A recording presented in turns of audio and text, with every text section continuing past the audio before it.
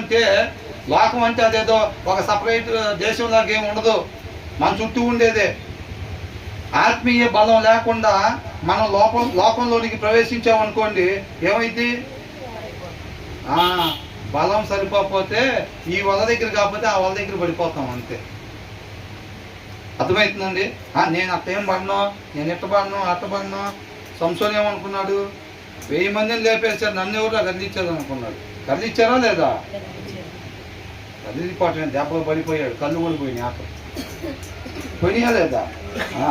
అది నేను కూడా 10 సంవత్సరాలు అవుతుందిగా బాప్తిస్మం తీసుకొని. కాపురం చేయడంలో 25 సంవత్సరాల ఎక్స్పీరియన్స్ ఉందిగా. 60 ఏళ్ళు కాడ విడాకులు తీసుకునే వాళ్ళు ఉన్నారు. 60 ఏళ్ళు కాడ నువ్వు 25 కాడ ఎగురులు ఆడుతున్నావు ఇంకా.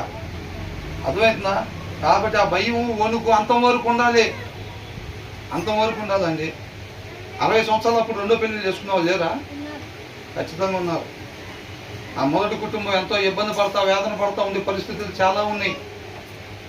అర్థమవుతుందండి? కాబట్టి తగిన జాగ్రత్త వహించుకోవాలి. మనం లోకంలో ఉండేటప్పుడు మనకి తగిన బలం, ఆత్మీయ బలం లేకుండా మనం లోకంలో కానీ పోయామంటే మాత్రం ఏమీ లేదు. ఇక లోపల ఏడుచుకుంటా బయటికి నవ్వుకుండా తిరగాల్సి వచ్చింది. అర్థమవుతుందండి?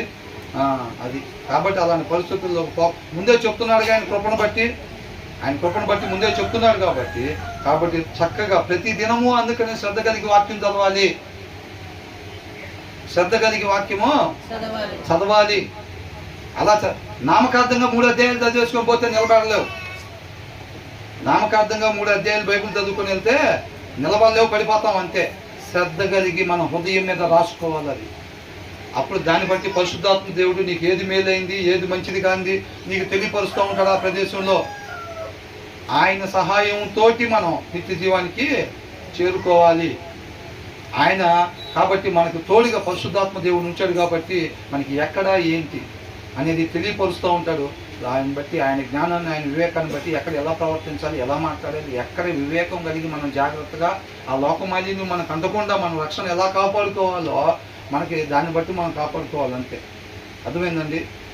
వాక్యమైన దేవుడే అవసరం లేదు, నన్ను నేను ప్రొటెక్ట్ చేసుకోగలుగుతానంటే ఎవరి తరం కాదు. రక్షణ ఆయన దగ్గర నుంచి మాత్రమే వచ్చింది. ఆయన మాత్రమే మనకు ఆశ్రయ దొరుకుతుంది తప్ప ఆయన ఉన్న దగ్గరే అపవాది మనం ఏం చేయలేదు. కానీ ఆయన లేకుండా నువ్వు ఎవడున్నా సరే, సీఎం ఉన్నా పిఎం ఉన్నా నీ వెనకాల అవలేదా పడగొడతాను నేను. అర్థమవుతుందండి? దాన్ని ఎదిగి మనం నడుచుకోవాలి. కాబట్టి ఏం చేయాలంట?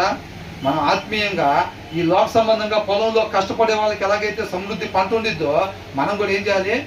ఆత్మీయంగా ఊరికి నేను నుంచుంటే నాకు ఆ జ్ఞానం వచ్చేయాలి,